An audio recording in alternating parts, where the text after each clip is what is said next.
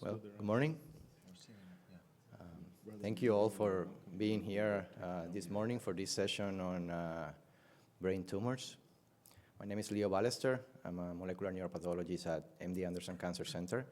And I have two of my colleagues with me here today. I have Dr. Joshua Eskenazi, who's the Director of Surgical Neuro-Oncology at University of Texas Health Science Center in Houston, and Dr. Chirag Patel, who is a neuro-oncologist at the MD Anderson Cancer Center. I've been working with Joshua and Chirag for the past 7 years on brain tumors, and it's a pleasure for us to be here today, just talking a little bit about diagnosing brain tumors, which can be challenging in some cases, especially if you're not doing it very frequently. So in the interest of starting in time, I'm just going to let you with Dr. Eskenazi, who will be giving the first part of the presentation. Joshua.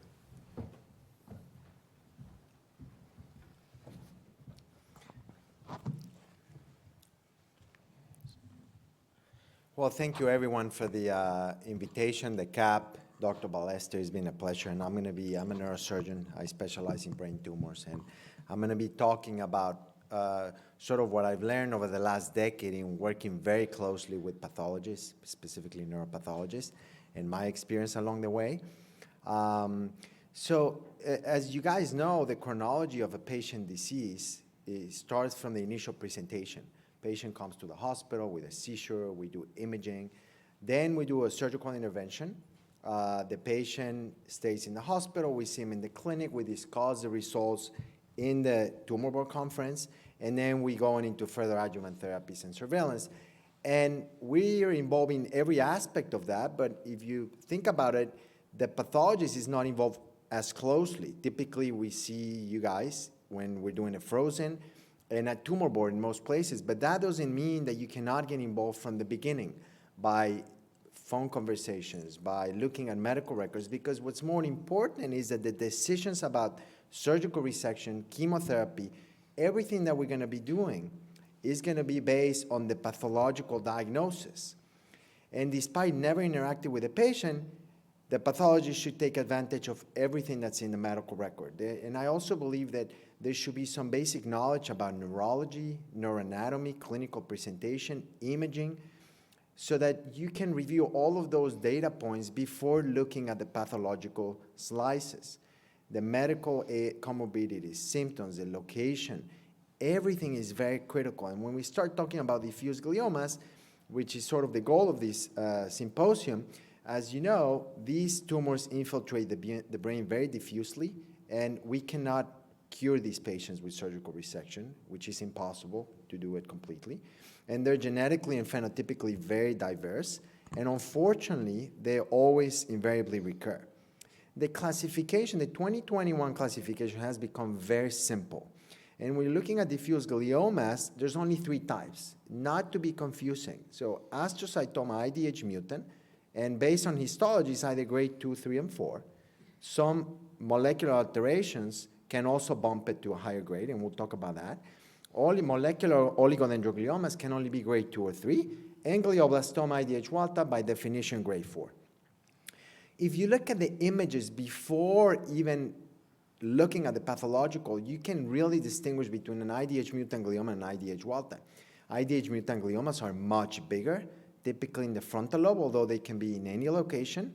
And IDH wild types, you know, in the 5th, 6th decade compared to the mutants, which are in younger populations in the 30 and 40-year-old patients, faster growth, you know, they have thick enhancement, and this is just an example. I will give you very typical examples where you can really distinguish the case before you even go into pathology. This is a 50-year-old male, necrotic mass associated with thick enhancement, some restriction of water along the edges, and this is a glioblastoma IDH wild type. When you look at mutant astrocytomas, this is a 33-year-old patient. 30, 40-year-old patients presenting with seizures. They're very healthy otherwise. Typically in the frontal lobe, they can be in the temporal lobe, insula, many other locations. But as you can see, they can be large, but very little enhancement, a lot of flare volume tumor that doesn't enhance. And when you're looking at oligodendrogliomas, there's not many tumors that present with calcifications. So you see occipital lobe, they can be in any location. But again, young patients for IDH mutant tumors, calcifications on CT scan, you're thinking about oligodendroglioma. This radiographic sign is one of the most important signs that can really tell you what you're looking at. This is called the T2 flare mismatch. When you see the T2, the flare where you see the ring on the outside, little enhancement compared to those glioblastoma IDH wild types, and this is IDH mutant astrocytoma.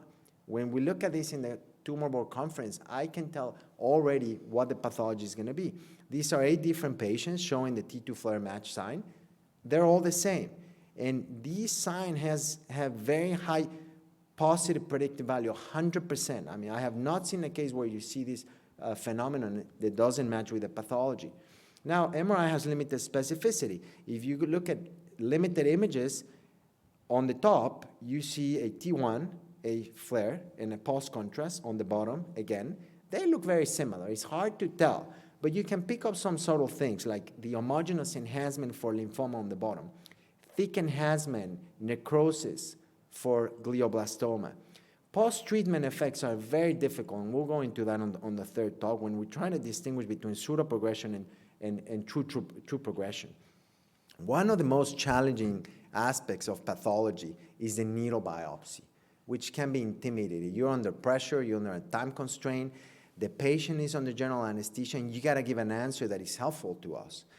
And for us, what we want to get from you is we would like to know, is the needle in the right location, okay? Is that in the intended target? Am I offside? Am I on the flare, the necrotic part of the tumor? Is the quantity enough for a proper frozen diagnosis? How many cores can I give you? I cannot. It's not the same when you're doing a resection and we give the entire tumor. When you're doing a frozen needle biopsy, there's limited tissue. And is the quality appropriate? If I give you a piece of a blood clot from a tumor, it's not going to be helpful. If I sample the necrosis, we're not going to get to the diagnosis. And I need to give you enough tissue so that you can do all of your testing, your immunos, NGS, methylation, flow in some cases. So we'll go over some of the points to show you what we're doing in the operating room. There's various ways of doing the typical with a stereotaxy, which is a method of achieving 3D localization. So it's sort of like a GPS. And this is just a typical example. This is I would say, deep lesion, challenging location in the thalamus. And then we have to plan. How are we going to put a needle there? We have to avoid the blood vessels. We have to avoid the veins, the arteries, the ventricles, because it is a blind procedure. So we do planning. We use this GPS system. Didn't like that approach. Let's see, can we go somewhere else? Trying to go from the front. As you see, we're getting close to the internal capsule. We're breaching the ventricle. May not be the perfect location. And then we adjust our plans. Where am I putting the needle? Am I putting the needle in the center of the tumor, on the border, on the edge? Ideally, we want to give you the best representative location so that you can give us the proper diagnosis. This is sort of how we do it. This is a stereotactic frameless biopsy, some of the instruments. It is a minimally invasive procedure, but it's blind and can have complications. You can see we drill a hole in the skull. We make a small skin incision, and then we can get several samples. This is how it looks in the best situation. This is a typical needle that we're using. I present a ruler here. It's not more than 6-7 millimeters. We give you 4 core samples. I usually send 1 or 2 for frozen, and then if everything goes well, if there's no bleeding, maybe 6-7 cores, and that's enough. Sometimes we take the first piece and then you start seeing bleeding from the needle. And that can be challenging because you don't know what's happening inside the patient's head. Is he having a hemorrhage? So we have to be cautious and understanding. This is, again, deep location. I'm concerned about this being a lymphoma. I will discuss that with pathology. In yellow, I'm showing the corticospinal tract. Sometimes we have to do a biopsy very close to eloquent areas. And you could see if there is a bleeding, the patient can become impaired. So that's just another example of how we do these procedures. Again, once we log the trajectory, the computer will give us the distance to the target, and then we put the needle, and we believe we're in place. There can be problems with it if the registration is not perfect. If there's any preparation problems, maybe the needle is not in the perfect location. It is not the only way to get biopsies. Intraventricular endoscopy is another potential option. This allows real-time visualization of the lesion, but it can only be done if you're getting into a space, right? The ventricles. Specifically for lesions that are within the ventricle or adjacent to the ventricular surface, bleeding sometimes can be challenging because there's nothing to tamponade. So if you have bleeding, it just bleeds into the CSF. And same considerations in terms of the amount of tissue, the quality of the tissue, the eloquence. This is a 23-year-old kid. You can see a lesion in the pineal region. Concerned, I have my differential, probably a pineal, a germ cell tumor, non-germinoma cell tumor. We have an option to do an endoscopic procedure because he needs hydrocephalus treatment. This is a view of the endoscope. You can see how we're getting into the foramen of Monroe, navigating into the third ventricle. You can see these structures, you know them, mammillary bodies. You can see the infundibular recess in red. And then using blown instruments, we make a perforation in the floor of the third ventricle, the tuber cinereum. We perforate the mesencephalic and the diencephalic membranes of the liquids. And once we do that, we address the hydrocephalus. Now we're focusing to getting tissue. You can see here the posterior third ventricle, there is a mass. Using some forceps and biopsy under direct visualization, then we know for sure I'm getting the tumor. The problem here is it is a tight space. And sometimes the lesions are very posterior behind the massa intermedia. You have to go very anterior to get to them. You can bite them and the lesion can bleed. So you have to be cautious. And again, you see this is large tumor cells with prominent nuclei and diagnostic of a germinoma when you do the immunos, CKID, OCT34, and PLAP. That is very helpful. We got the diagnosis. We address the hydrocephalus very safely. What are the interactions that we like and that I think that you guys enjoy? Is it phone? Is it face-to-face? In my practice, I always scrub out from the surgery and I always go to the frozen. I'm in an academic institution. There's a resident that can stay in the room. In some situations, the surgeon cannot leave the room. Video conferences are reasonable. Discuss the presentation, the imaging characteristics, and I usually tell the pathologist, this is what I'm thinking. Can you help me differentiate between these? Sometimes we can be surprised. Ensure that the diagnosis tissue is obtained. And usually what I ask, I'm not asking for definitive diagnosis. I'm just asking to make sure that we have lesional tissue, that the tissue that I gave you is something you're going to be able to work with. Why? Because we don't want to find out 10 days later when the patient went home, we're ready to start treatments, that we don't have a diagnosis and start all over again. Do not feel pressure. If you're not committed 100%, if you don't think the tissue is in the right place, maybe my needle is in the wrong location. Maybe I'm not giving enough tissue. It's better to change a plan, to do something additional, perhaps do another registration while the patient is already on the table. Effective communications, have the cell phone of the surgeons that you work with, text them, call them if you have any questions. Sometimes it is critical to know a difference in the OR between lesions, ependymoma versus subependymoma. Why? Because how aggressive should I be? This is a lesion in the fourth ventricle. Ideally, we want to be able to remove all the tumor in all scenarios, but sometimes they're very close to eloquent structures in the brainstem. If this is a subependymoma, I'm not going to push it too much. I'm okay leaving a very small 1 or 2 millimeters on the brainstem. It's not going to grow. The patient's going to do fine. These are very indolent lesions. If it's an ependymoma, it may be the best chance to provide the patient with the best local control for the future. I've seen people get in trouble with this when you get a necrotic metastasis or an infection or a purulent abscess. Sometimes this necrotic metastasis, surgeon gets in there and you see what appears to be purulent material, but it's only necrosis. So you want to get a representative sample of the edge, which as you can see is very thin. Hemangioblastoma, renal cell metastasis can go very close together. And there is a difference. If you remove a hemangioblastoma completely, you can cure the patient in most circumstances. If a renal cell metastasis and is if it's invading a critical structure, it's very difficult, you have to sacrifice a vein, it's okay to leave a small portion. The patient is going to get adjuvant radiosurgery or fractionated radiation. Now, lymphoma and high diffuse glioma, these can be tricky sometimes. In some scenarios on the left, as you can see, the frozen will not change the surgical goal, right? This is a multifocal tumor. I just need to know that I have lesional tissue. I'm not going to make any further decisions. On the right, the surgical goal will change according to the diagnosis. If I get in there and you tell me this is a lymphoma, great, no additional treatment is needed. If you say this is a glioma, well, I may decide to convert and remove it completely, even do a supratotal resection. Or if I already did a craniotomy and it's a lymphoma, I may not push it too much. I may be more conservative because these tumors respond very well to treatment, to adjuvant therapies. Some of the things I believe you need to be familiar with: cystic tumors with a mural nodule. This is radiographic, 101. And it can impact on frozen diagnosis on the surgical approach. Ganglioglioma, removing the nodule, the cyst. PXA, we want to remove the tumor.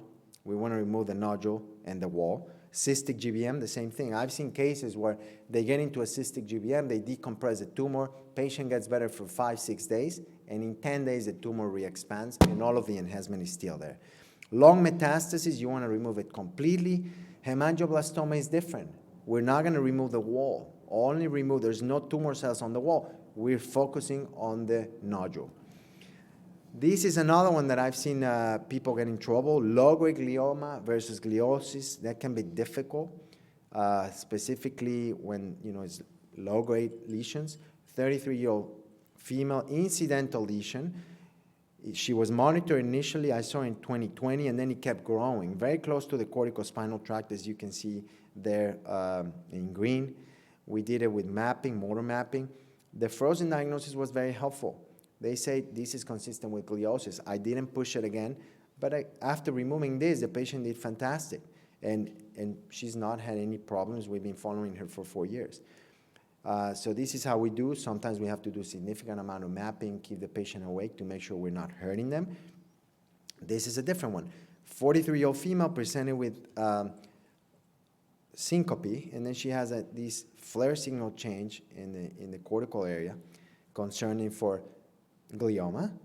The natural history, we know they tend to grow. We're more aggressive these days because why? We don't want them to advance. We don't want them to proliferate and become malignant. We want to prevent malignant transformation and improve survival if we can remove them. Frozen was consistent with the most likely glioma, and we did a large resection. As you can see, the permanent was not. It was consistent with gliosis. So in retrospect, we probably should have not been as aggressive in this case if we knew better during the frozen. Cortical dysplasia and low-grade glioma can be difficult as well. Young patients typically present with seizures. Maximal safe resection is always the goal for low-grade gliomas. Sometimes with cortical dysplasias where they're not symptomatic, you can monitor them. But in general, if they're having seizures, you can cure the epilepsy in these patients. And then moving back to more complicated scenarios and presentations, I show you 4 scans. They all look identical. This one, just the location is different. But I can tell you that the first one is a glioma, the second is a stroke, the third one is the myelination, inflammatory conditions, and even an infection can present very similarly. And it's happened. Patients have undergone surgery for a stroke. It's very helpful if you tell the surgeon, I don't see any tumor. I think this could be a subacute stroke. He should stop. Same for herpes, encephalitis. Those patients are not managed surgically. How have we incorporated some of the NGS and methylation and advanced molecular techniques in our practice? And I can show you cases where it really help us understand the behavior of tumors. This is a 19-year-old female on unusual location, very large enhancing mass. We remove the enhancing tumor. Obviously, the flare is kept on the basal ganglia. And 9 months later, she has a massive recurrence, which is not typical. IDH is negative, right? We can wear it. It's something else. It's not a diffuse glioma. It's not an IDH mutant glioma. H3K27 negative, and then we do sequencing, and you can find an H3G34 mutation. This is a diffuse hemispheric glioma, H3G34 mutant. This can be very aggressive. Now I understand why it came back so quickly. Methylation patterns for tumors have become very popular from the German group. This has helped classify tumors better than with histology, and in about 10 or 15% of the cases, they can actually change the diagnosis, and by de facto, it will change the management. This is, again, another case, 19-year-old patient, insular lesion, was resected, and the diagnosis ended up being a diffuse pediatric type high-grade glioma, H3 wild type, IDH wild type. We did not have those diagnoses in the past, right? This is IDH negative. And interestingly, there's a FGFR mutation, which are not, we see them, not that uncommon. But again, by doing methylation, we come up with an integrated diagnosis of this entity, which help us understand how the patient will respond. In the past, these were all lumped into high-grade gliomas. And lastly, one more case, 56-year-old woman. She presents with a posterior fossa lesion, again, a cyst with an enhancing nodule. I removed the nodule. The frozen was consistent with the astroglial neoplasm. I could not get more than that. And 3 months later, the tumor came back significantly, which is very unusual. At this time, we removed the wall safely and everything. And the pathology was consistent with a high-grade neuroglial tumor. We couldn't tell more, and we were really not sure what we're treating. Should we give radiation? How do we manage this patient? CNS, WHO, final grading, pending methylation. So we do the methylation testing, and as you can see, this is after the second resection. We remove all the tumor, and this comes back as a mesenchymal tumor, one of these CIC rearranged sarcomas, which are exceedingly rare. And if it wasn't for methylation, we would never know what we're treating and how the patient will behave. So those are just some of the examples, and we'll now move on to some of the neuropathology. Thank you so much.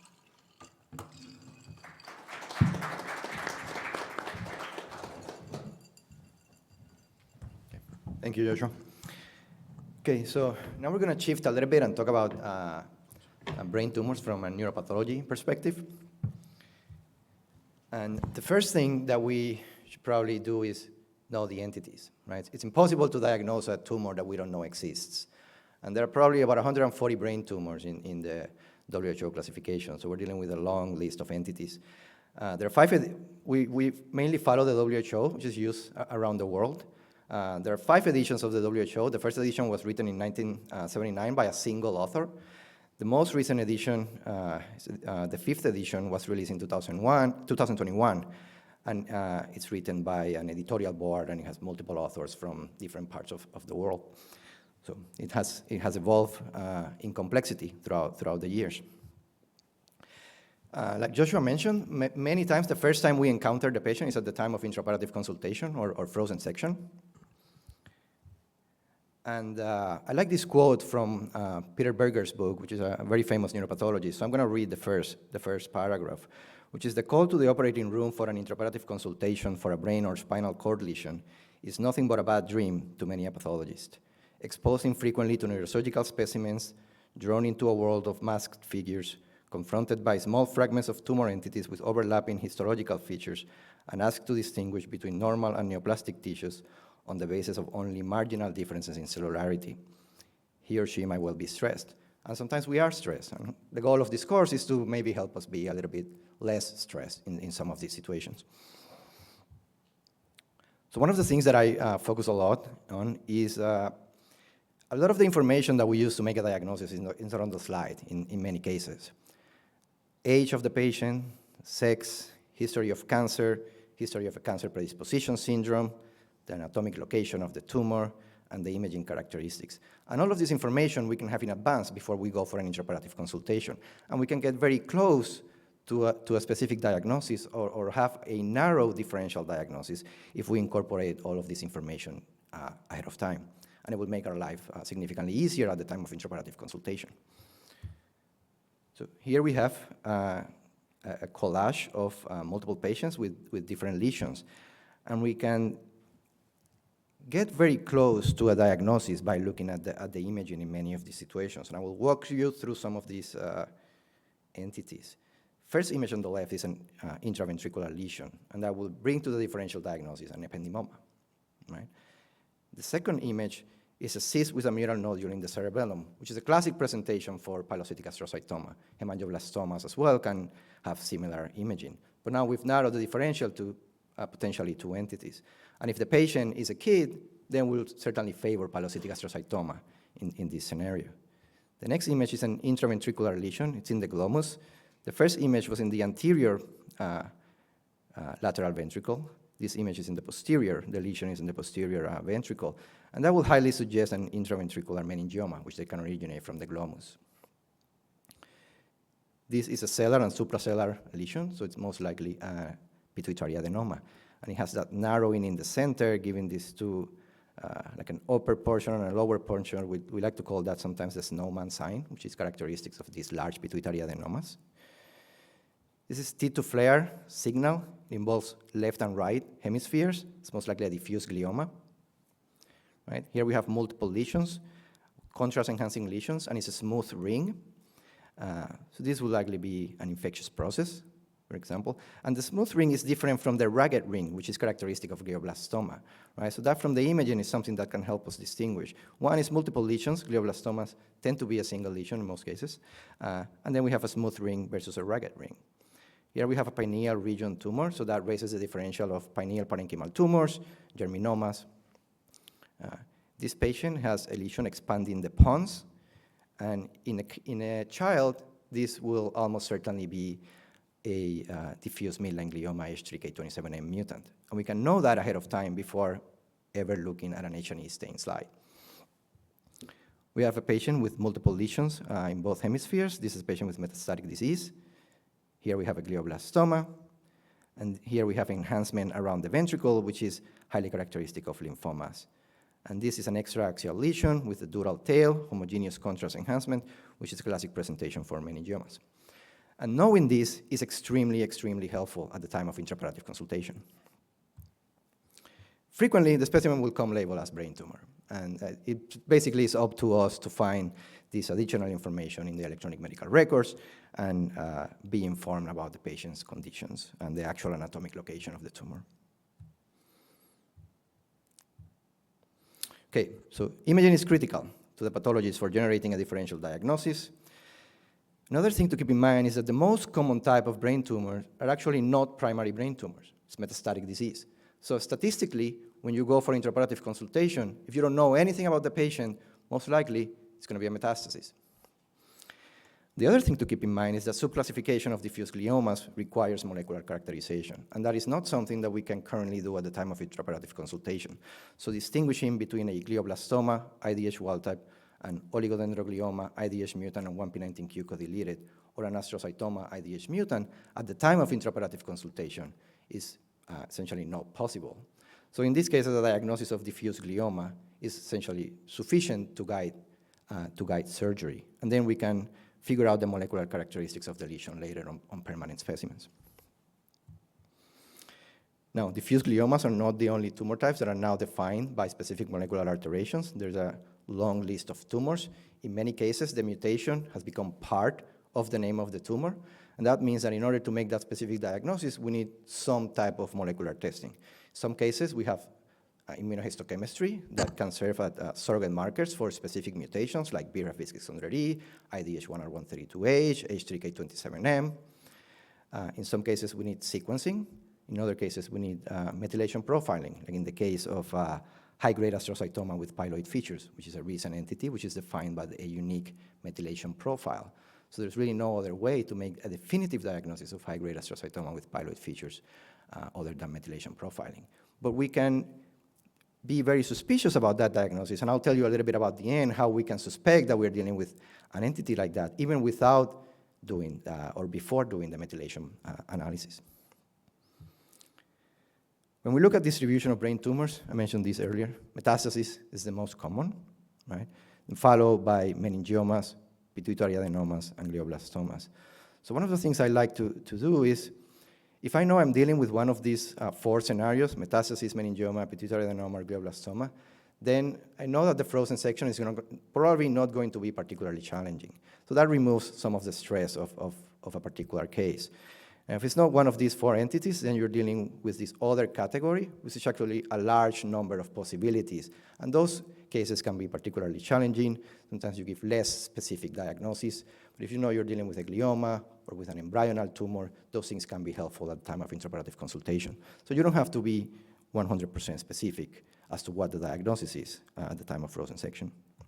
Now, if we remove the metastases, we are left with meningiomas, about 40% of the tumors, pituitary adenomas, glioblastomas, we have nerve sheath tumors, and then we have this other primary CNS tumor category, which is what tends to be most challenging, because these tumors are rare and they have complex molecular alterations in some cases.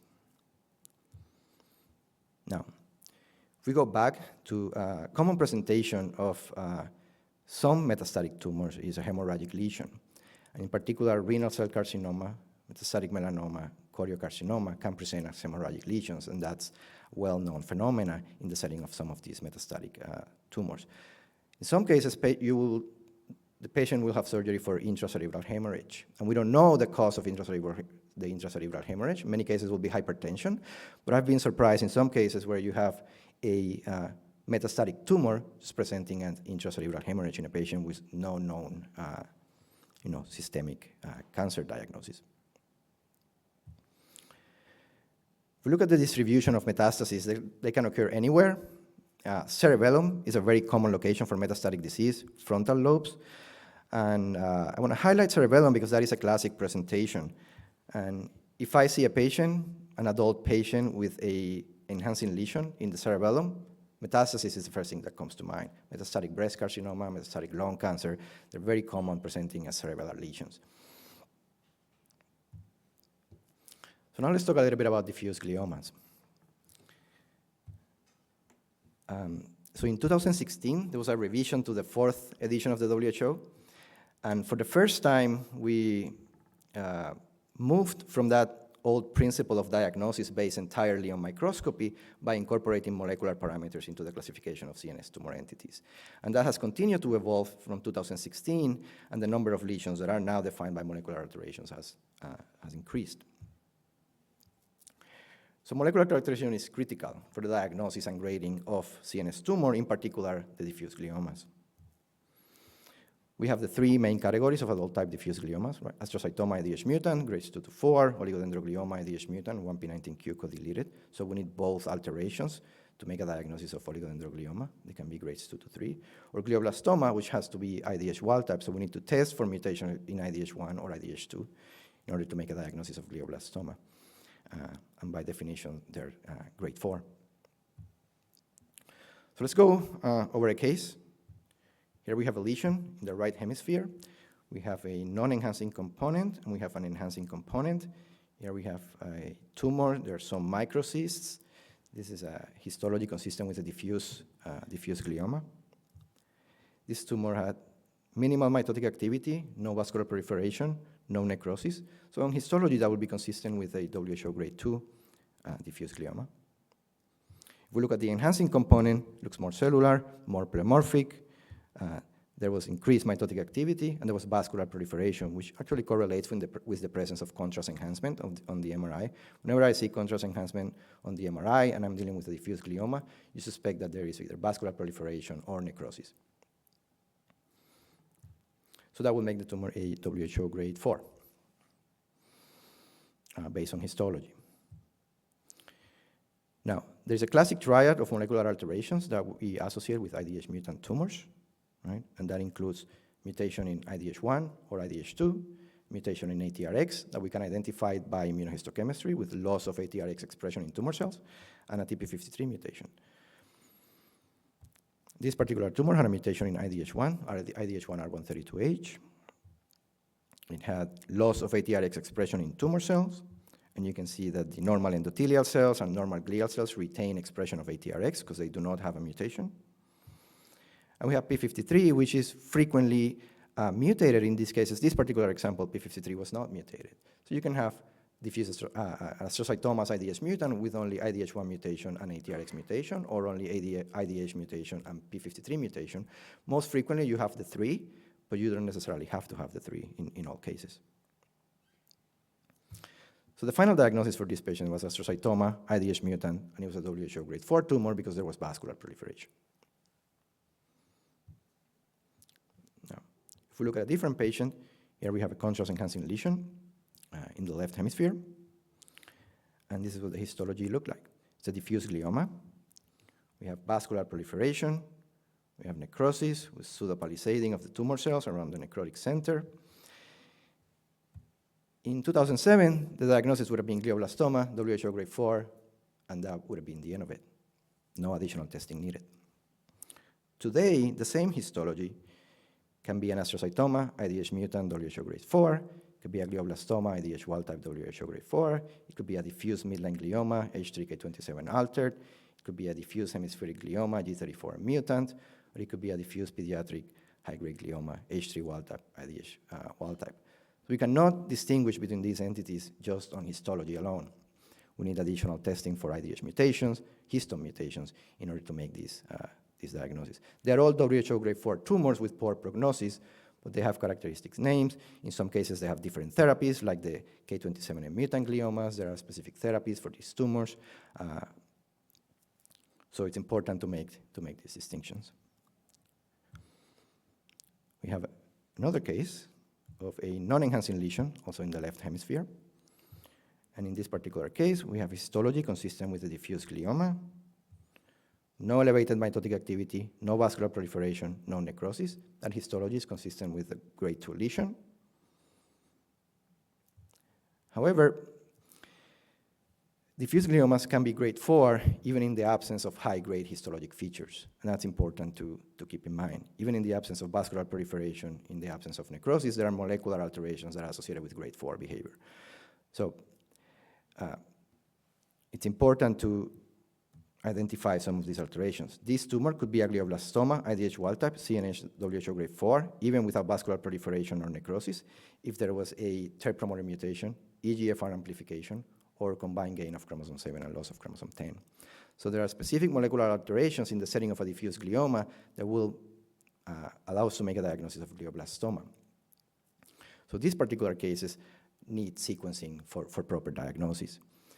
This could also be a diffuse hemispheric glioma or a diffuse low-grade glioma, MAP kinase pathway altered. So we have a very broad diagnosis, differential diagnosis, with a range of grading that can go from a grade 2 lesion to a grade 4 lesion. Right? And the only way to really sort this out is with additional testing. Here we have a patient with a lesion in the brainstem. It's expanding the pons. And I'm intentionally showing you the same histology because the tumors could histologically look identical to the previous lesion that I showed you. And the difference is that this particular lesion is in the brainstem as opposed to in the hemisphere. No mitotic activity, no vascular proliferation, no necrosis, diffuse glioma histology. And in this particular case, the diagnosis is diffuse midline glioma H3K27 altered. This particular tumor had expression of the K27M mutant protein. We can determine that by immunohistochemistry. We can see it in tumor cells. We can see the endothelial cells that are not positive for expression of the K27M mutant protein because the endothelial cells do not have the mutation. And in this particular case, the anatomic location of a lesion in the brainstem, it's an important clue about the diagnosis. Now I'm going to go to a last case where we have a 58-year-old female with a contrast-enhancing lesion in the cerebellum. The first thing that comes to mind is a metastasis. Adult patient, cerebellar lesion, metastatic disease would be very common. This particular case, we're dealing with a glial tumor with high-grade histologic features, increased cellularity, pleomorphism. That will bring up the differential of adult diffuse gliomas, except we are in an unusual location because we are dealing with a lesion in the cerebellum where it's not the most common location for diffuse gliomas. So we will consider glioblastoma, we'll consider IDH mutant astrocytomas, we'll consider oligos, just because of the histology looks like that. If we do additional testing, in this particular case, sequencing was done, and it has mutations in NF1, P53, CIC, AKT, IP. No IDH mutation, no IDH1, no IDH2 mutation, no TERT promoter mutation or EGFR amplification, which would be classic of glioblastomas. But NF1 mutation and the cerebellar location, this particular tumor was a high-grade astrocytoma with pyloid features. or what we call age gap. And these tumors frequently occur in the cerebellum. They will frequently have ATRX mutations, about 1/3 of the tumor. So ATRX is a very useful immunohistochemical stain when you're dealing with a glioma in the cerebellum, because it raises that possibility that the lesion could be an age gap. So many lesions that are in the cerebellum look like glioblastoma. It could look like a pilocytic astrocytoma with Rosenthal fibers and eosinophilic granular bodies. That's why the name has piloid features. They could look like PXA, like a pleomorphic glioma. ATRX mutations, NF1 mutations are characteristics of this lesion. And methylation profiling is one way of definitively making this diagnosis. So whenever I see a high-grade glioma in the cerebellum, I include this entity in the differential diagnosis. If you look at what we used to call anaplastic pilocytic astrocytomas, which would be like a lesion in the cerebellum, looks like a high-grade glioma with some pilocytic astrocytoma features, the great majority of those tumors are actually age gaps as defined by methylation profiling. Now, I'm going to quickly go over some pitfalls.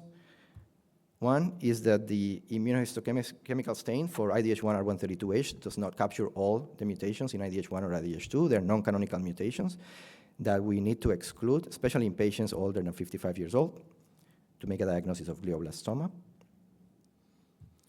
The histone mutation has undergone some changes in nomenclature. So the H3.3 protein, the lysine 27 is actually lysine 28. It's the first methionine of the protein gets cleaved.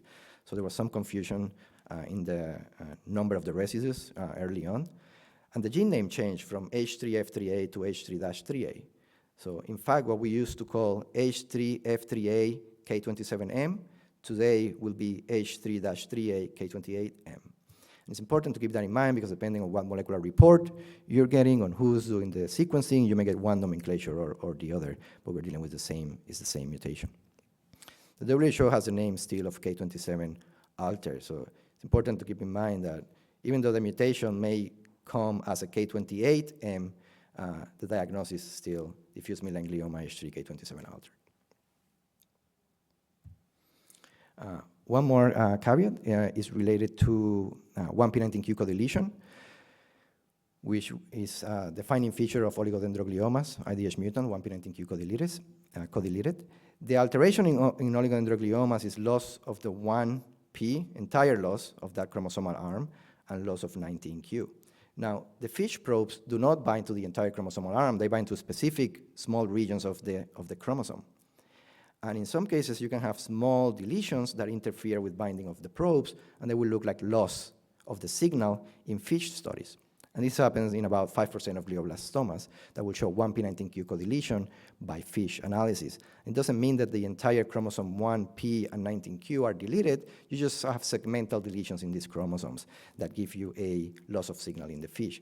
If you actually tested the tumor by an array method that looked at the entire chromosome, you will see that those chromosomes are not actually lost. So it's important to keep that in mind. It's easy to distinguish that because of the IDH mutation. Right? Glioblastomas will be IDH wild type versus oligodendrogliomas will be IDH mutant. Now, I'm going to leave you with Chirag to talk a little bit about neuro-oncology.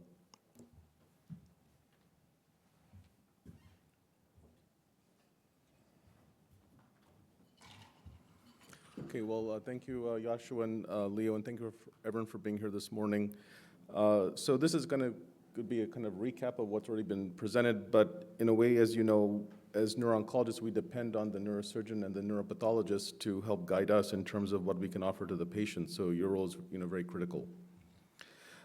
In terms of the GBM treatment pathway, most patients will present with some kind of a neurological event, whether it's a seizure, headache, nausea, vomiting, et cetera. And there's no screening for GBM. There's no known modifiable risk factors. So unfortunately, patients present pretty late, and therefore they're diagnosed at this kind of high-grade stage when it comes to GBM. Then there's some kind of initial imaging, maybe a CT scan followed by an MRI scan that shows a suspicious lesion. And then the patient undergoes a biopsy or tumor resection, which helps from a debulking or cytoreduction perspective for future radiation and systemic therapy planning.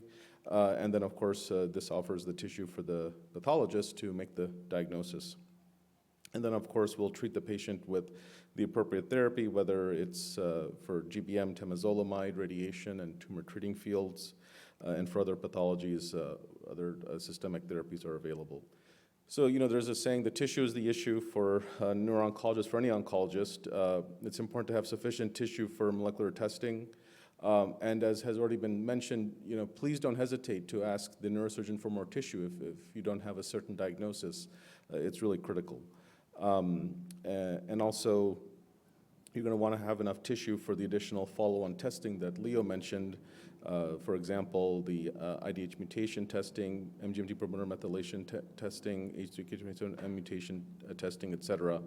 It's important because of the delays that are incurred by these send-out tests, which can take anywhere from 1 to 3 weeks, that these are sent out early so that we actually get those results back in a timely manner. Of course, the careful workup is critical. And just keep in mind that we normally don't start treatment until maybe 3 weeks after a biopsy and 4 to 5 weeks after a resection. So there is time because we really need those wounds to heal up before we start radiation or chemotherapy, which slow down the wound healing process. IDH mutation status in young patients, Leo had mentioned this earlier, predicting the likelihood of IDH1 or 2 mutation in infiltrative glioma.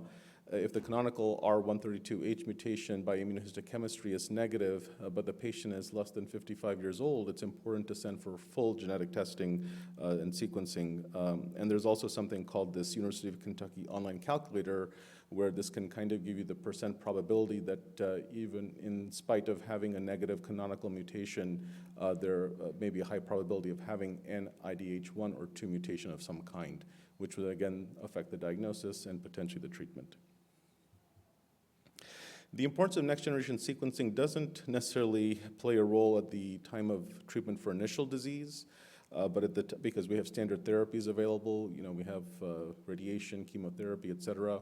But at the time of suspected recurrence and then confirmed recurrence of disease, we can use this information to help guide us for use of off-label therapies or for enrollment in clinical trials. So that's why sending this testing out at the initial diagnosis is quite helpful, even though we may not act on it immediately in the initial stage of the disease. The drivers of therapeutic decision-making in glioma are the IDH. For the IDH mutant gliomas, we think about temozolomide chemotherapy, tumor treating fields, and radiation therapy. For grade 2 astrocytomas, do radiation alone followed by adjuvant temozolomide. However, that's recently changed. The landscape now has changed because the FDA has approved IDH inhibitor, which I'll talk about on the next slide. For grade 2 or 3 oligodendroglioma, the previous NCCN guidelines talked about low risk versus high risk. That's kind of phased out in the most current version of the NCCN guidelines, although the kind of conceptual thinking is still there. So for patients with a low risk who are less than 40 years old and had a complete resection, surveillance is permitted, and high risk, they would undergo radiation alone followed by adjuvant PCV or temozolomide, similar to the grade 2 astrocytoma patients. And then for grade 3 or 4 gliomas considered as high-grade gliomas, the standard recommendation is combined radiation and temozolomide for 6 weeks, followed by a 1-month vacation period from therapy, and then followed by adjuvant monthly cycles of temozolomide plus the tumor treating fields, electric fields form of therapy. So talking about this brain-penetrant IDH1, IDH2 inhibitor called vorasidenib, it was studied in patients who had grade 2 IDH mutant glioma, whether it was astrocytoma or oligodendroglioma, and who had undergone only a surgery, so either a biopsy or a resection. And so this was published last year in the New England Journal of Medicine in June of 2023, and thankfully in August of this year, so you could say 14 months later, the FDA has now approved vorasidenib. So this is the first approval for a low-grade glioma in the past 4 or 5 decades. So the outcome here, because this is a slower growing tumor, was not overall survival. It was progression-free survival as determined by the MRI scans that were done every 3 months. So for the patients that received placebo after their surgery, their median time to progression on the MRI was 11.1 months. But in the patients who were in the vorasidenib group, their median time to progression on MRI was 27.7 months, so more than double. And that was compelling enough, despite not being an overall survival study, for the FDA to approve that just a couple of months ago. And in fact, I just had one patient that I saw right before it was approved, or actually just right after it was approved, but before we had our therapy sets, set up to communicate with insurance companies. But now she started on it. So, as soon as these things get approved and the patient is specifically described in that clinical trial, we don't get too much pushback from the insurance company. So. The most adverse events for vorasidenib were mild. For grade 3 or higher toxicity, they were usually reversible after cessation of vorasidenib, and this really had to do with hepatotoxicity, given that the liver cells do have high expression levels of IDH1 intrinsically. And so future studies now will use this FDA approval to see if we can get benefits with vorasidenib in grade 3 or grade 4 astrocytomas as well, possibly as a monotherapy or in combination with other therapies. For primary CNS lymphoma treatment, there's now been kind of a long list of therapies, as you can see here in the newly diagnosed setting, ranging from whole brain radiation, which is usually not done as often, versus chemotherapy, such as methotrexate plus or minus radiation. Targeted therapies are now on the horizon, actually in the landscape now with rituximab, nivolumab, ibrutinib. Targeted therapies and chemotherapy could be done, high-dose chemotherapy and stem cell transplants, and then various clinical trials are available for patients with newly diagnosed CNS lymphoma, as outlined here. At the time of recurrence, again, chemotherapy could be considered, along with targeted therapy, a stem cell transplant, CAR T-cell therapies. Radiation could be considered at the time of recurrence if it was not used in the newly diagnosed setting. And then there's also potential for clinical trials of targeted therapies and chemotherapies as well. Now, going back to what Leo talked about in terms of his role as a pathologist, not starting when he gets into the OR, but kind of looking to doing a dive into the chart. That's also important in terms of the imaging as well, to give us maybe a pretest probability of what type of pathology we might be dealing with. So this is an example where we can use advanced MRI, such as perfusion MRI. DSC is dynamic susceptibility contrast, which gives us an idea about this cerebral blood volume. And then ADC is part of the standard brain MRI sequence set, which is the apparent diffusion coefficient. And what you can see here is that on the cerebral blood volume scan, the DSC scan, we see not so much elevation in blood volume in the GBM nor in the PCNSL. But in the apparent diffusion coefficient, you can note here that this area in the lymphoma patient is much darker on the ADC scan, and this indicates the higher cellularity that is known with lymphoma compared to glioblastoma. And again, this is not going to be a perfect kind of system, but it can give you increased kind of prioritization of your differential before you even look at the tissue under the microscope. Another critical problem for us when we treat patients with glioblastoma or other high-grade tumors is this concept of true tumor progression versus treatment-related pseudoprogression, the treatments being radiation or chemotherapy. And so what you can see here is a patient that's newly diagnosed with their initial imaging showing glioblastoma here in the right hemisphere. Then they underwent resection, and then following radiation 2 months later, you see this kind of expected response. You don't see any new areas of disease. And then you initiate therapy with systemic temozolomide chemo and potentially the tumor treating fields therapy. And then you get MRI scans every 2 months in these patients. And so at the 4-month period after this, so 2 scans later, you start seeing this over here. You start seeing some shift due to increased peritumoral edema as identified by the gray color on this T1 weighted scan, but more importantly, you can see the increase in the contrast enhancement over here. So then the question is this true progression? So we stop the temozolomide and switch to something else, or put the patient on a clinical trial? Or is this some kind of treatment-induced pseudoprogression, in which case we should just continue the course? And we want to use as many non-invasive methods as possible, like advanced MRI and perfusion, et cetera, that might inform the decision-making. And in this case, what you can see is that they stayed the course, and 2 months later on their next scan, you see this kind of improvement. So the tough part here is how can we use the expertise of our colleagues in neurosurgery and neuropathology at the time of suspected recurrence in a way that doesn't cause unnecessary harm to the patient.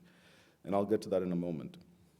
So at the time of suspected recurrence, it's important for the neurosurgeon to, if we're going to ask them to go in and get a piece of tissue, to target the area of interest on the preoperative imaging. So we want to use our most advanced imaging in addition to the contrast-enhanced scan, if available at your institutions, perhaps adding some perfusion sequences to look at the blood flow to these areas. That might be helpful. So standard MRI gives us the information about the regions of nodular contrast enhancement, and then the advanced MRIs can supplement that with MR spectroscopy, looking at the elevated choline to creatinine ratio. Usually a ratio above 2 is quite highly suspicious for glioblastoma and cancer. Perfusion MRI, we look for areas of elevated relative cerebral blood volume, relative cerebral blood flow, and then doing dynamic contrast-enhanced MRI or DCE MRI, we can calculate using a 2-compartment model the K-trans parameter, which tells us about the leakiness of the blood-brain barrier. However, that's not going to help differentiate between true tumor progression and pseudoprogression because both can cause breakdown of the blood-brain barrier, hence that's why we have so much contrast leaking out into the area. So again, you kind of don't look at one in isolation, you kind of look at the whole puzzle together in imaging, such as you would do in pathology. And then it's important, of course, for the pathologist to provide a quantitative, kind of delineation of inflammatory cells, cancer cells, so we can get the ratio. We know that we're not going to get 100% cancer cells or 100% infiltrating, immune cells, et cetera. But having some kind of ratio gives us some information as to, A, whether the neurosurgeon biopsied or took out the correct area that we were, concerned about, and then B, like, what is actually there? What are the contents? And does that merit calling this true progression, so we would change the course of therapy, or does it not, in which case we would just stay the course. So this example really shows the picture here. So this is a patient with newly diagnosed glioblastoma, status post-biopsy. You see the T1 weighted contrast scan on the top row, and you see the T2 weighted scan without CSF suppression. So this is not like the FLAIR scan, but this is shows similar information about swelling around the tumor. So this is after surgery. You see there's been cytoreduction here. This edema, could occur post-operatively, certainly. And then the patient gets the 6 weeks of their chemotherapy and radiation therapy, and then they get a 1-month break. Then they get their, what we call the new baseline scan before they start onto the adjuvant therapy. And we see the expected response here to the radiation and chemotherapy. This is pretty stable. Then, I'm sorry, at the 3-month time point, the fact that there is this kind of non-resolution of the edema does raise some concern, such that at some point between the 3-month and 6-month period, the patient is sent back to the OR for a biopsy, which is negative. We assume that's that the surgeon sampled the correct area and it's negative, not that the surgeon undersampled and it's negative. That's another important point, and that's where your role comes in quite importantly in terms of when you're trying to assess for recurrent disease, for example. But then the negative biopsy led to continuation of the therapy, and then again over time this pseudo-progression resolves on its own. So I think this is just illustrative of where all 3 specialties really come together and converge, particularly at the time of recurrence, in addition to obviously the newly diagnosed setting. So with that, we'd really like to thank you for your attendance today and really want to spend the rest of the time on Q&A to kind of have an open discussion. So please feel free to ask any questions. Thank you.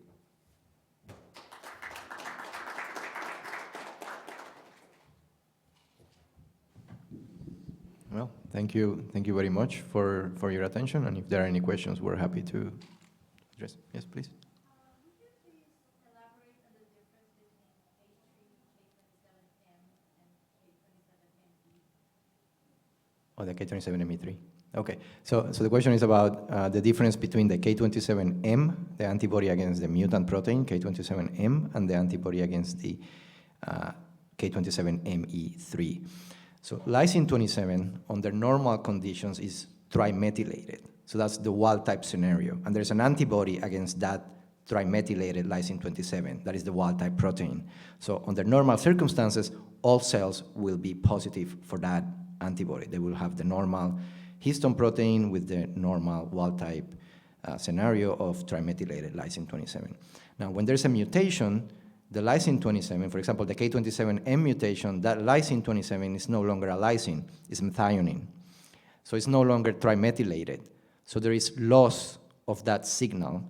So when there is a mutation, the tumor cells will lose the, you will lose the expression of, you will lose the staining, right, in the tumor cells for that K27ME3. But those cells will be positive for the mutant protein, the K27M protein. So you have an antibody against the mutant protein and then an antibody against the wild-type protein. And that's the way to think about it. So the tumor cells will be positive for the mutation, lose the signal, but if you look at the endothelial cells, they will have the opposite effect. Well, they will retain the ME3 and they will be negative for the K27M expression. Right? Even if you have a mutant protein, the endothelial cells will always behave normally. So, and I've seen confusion with this ME3 antibody where they only did the K27ME3 antibody, everything was positive. They called the tumor diffuse midline glioma, K27M mutant, where it really wasn't because it was the wrong antibody. So it was actually wild type for the trimethylated lysine, and it didn't have a mutation. So it's important. Any other questions? Okay.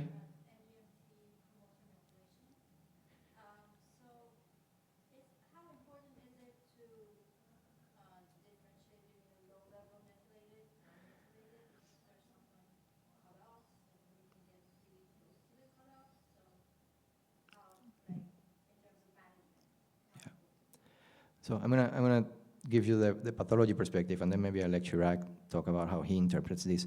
So there are multiple assays to evaluate MGMT promoter methylation. You can use pyrosequencing, qPCR. Most assays do not report a level of methylation, but there's a small number of laboratories that do an assay where they do report low-level methylation or high-level methylation.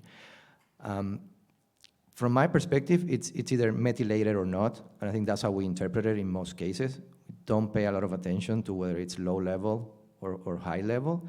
The cutoffs will vary from laboratory to laboratory and the assay and one assay to the next. So it's still, even though some laboratories report it as low or high methylation, I think it's still interpreted as a positive or negative. It's either methylated or not. But Chirag, I'll let you. Yeah, I think it's a really important question. It's also kind of at this nexus between advances in research and then patients who are very savvy start asking us questions about whether we should take the chemotherapy or not. So there was a paper that was recently published, and actually one of my patients brought to my attention. It's a European group where they retrospectively looked at older patients from clinical trials that were done in Europe. And they took their tissues and then they systematically tested them for MGMT promoter methylation status in a more quantitative way, which is not practical in the real world setting because, like Leo mentioned, you have different send-out labs, they have their different platforms, they have their different methods of reporting, et cetera. But what this study showed is that based on, again, a research framework, that they kind of put them into, rather than the yes or no with, one cutoff, they had two cutoffs. So then you have three categories, the kind of what you're talking about. And so then they made suggestions about how the patients fared in terms of survival outcomes with the chemotherapy based on the low versus middle versus high methylation. And then their essential endorsement was we should be more quantitative moving forward in how we report MGMT promoter methylation status, which is great from a research perspective, but it's not going to be practicable very quickly, given the differences here. So, as we know, the MGMT promoter methylation status is critical in terms of being a predictive, not necessarily prognostic marker in regards to response to cytotoxic chemotherapy with specifically temozolomide and radiation therapy. And so that's why we say that patients who have MGMT promoter methylation status will likely respond better to these therapies and get a better survival benefit than those that don't. But I always counsel my patients at the same time to say that just because your MGMT promoter is not methylated doesn't mean that it's totally not reasonable to continue to try to use these therapies. I will say during the height of the COVID-19 pandemic, there was literature being published more as commentary pieces by neuro-oncologists from my field saying, well, you know, if the patient is MGMT promoter non-methylated and they can't get to the hospital, maybe we just won't give them the chemotherapy because when the rubber hits the road. So it brought up some interesting dialogues within our field as to what this means. But at the end of the day, I think you know, the philosophy is that any therapy is going to be better than no therapy, particularly the combination between the temozolomide and the radiation therapy, for example. So I counsel my patients to say, you know what, even if your MGMT promoter is not methylated or it's high methylated or low methylated or whatever it is, I'm still going to treat you with the, you know, the combination of the therapies. But this is kind of an emerging issue that, you know, you've put your fingers on because yes, there's a lot of literature coming out, and yes, in the ideal world, we want to be more quantitative, but we don't know what the implications of that are really in terms of outcomes. And then it leads to a lot of patients, particularly those that you know, read some of these patient advocacy blogs and everything, which is great. But then it's sometimes hard to translate what the research message is and how long that can take to actually become practicable, because you know, there's no centralized way to necessarily determine the MGMT methylation status. That being said, I have seen reports more recently now where they are kind of talking about low methylation and they're giving a percentage, so maybe some labs are starting to do this. But it's a really great question. It's just hard to connect the research findings with, you know, like a specific patient customized recommendation. Yeah.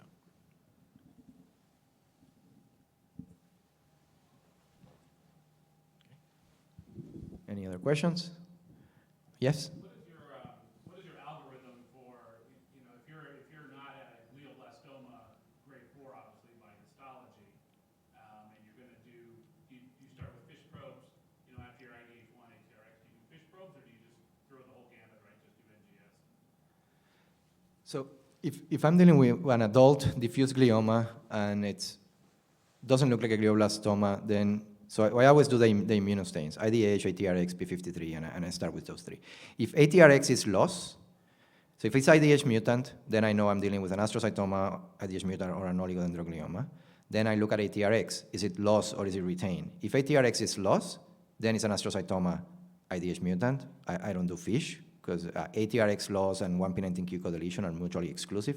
There are very few exceptions published in the literature, but practically that's how we manage the patients. So if ATRX is lost, I don't do FISH. If ATRX is retained and it's an IDH mutant tumor, then it can be an oligodendroglioma, and I do the FISH in those circumstances. So from a diagnostic point of view, IDH1, ATRX, P53, and if ATRX is retained, then 1p19q co-deletion, and that's sufficient for most adult-type diffuse gliomas. If you have sequencing, then it's even better. You can get additional information. You get confirmation of IDH1, ATRX status, P53 status. Oligos have this combination of IDH mutation and third promoter mutation, which astrocytomas don't have, so that's another clue in the NGS result. They also have CIC mutations. So you can sort of, based on the mutation profile from NGS, actually, even without looking at anything else, if you give me 2 NGS reports, you can almost tell this is astrocytoma IDH mutant versus oligodendroglioma based on IDH, ATRX, P53, and IDH third and CIC status.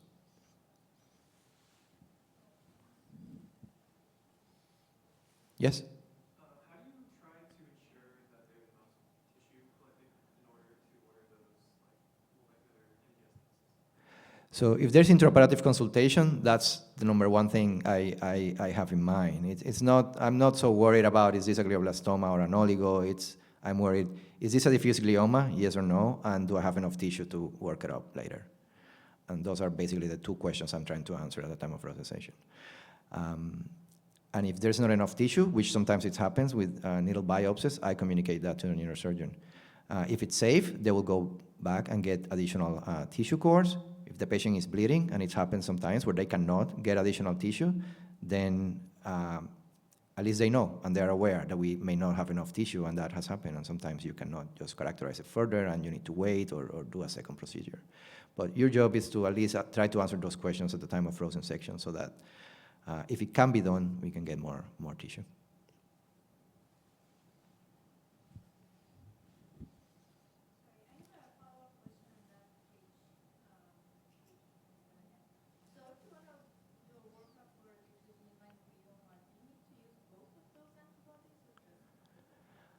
We use both. We have both available. We frequently use both. One will be sufficient, right? If you have the K27M antibody and it's positive in tumor cells, that is sufficient. It's the K27M mutant protein is present. Same thing with if you have only the ME3 and there is loss of the ME3, I think in the right setting, that will be strongly suggestive that you're dealing with an H3K27M mutant protein.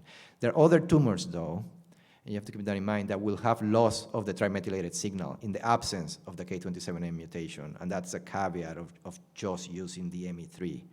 But if it's a kid, it's a brainstem tumor, sometimes these patients will get treated even without biopsy or without any tissue confirmation, just because the imaging is so classic for diffuse midline glioma. So in that scenario, if the age imaging are classic and you have the ME3 loss, that's probably enough, but it's not entirely specific.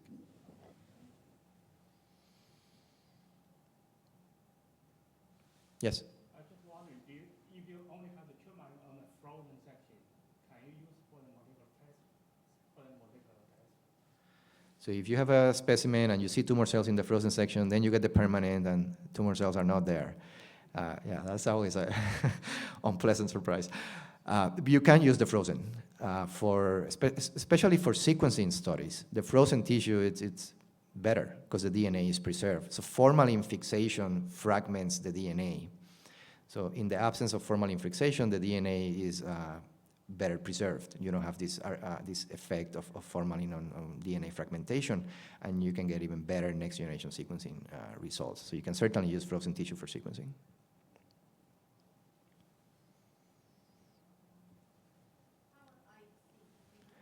You can use it for IHC. Most antibodies will still work with frozen tissue.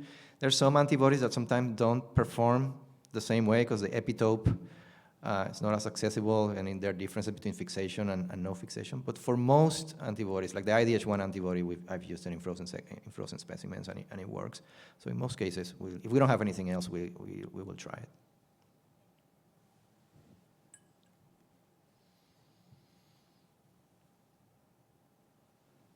Okay, if there are no more questions, then that will be all. Thank you so much for your attention, and enjoy the rest of the meeting.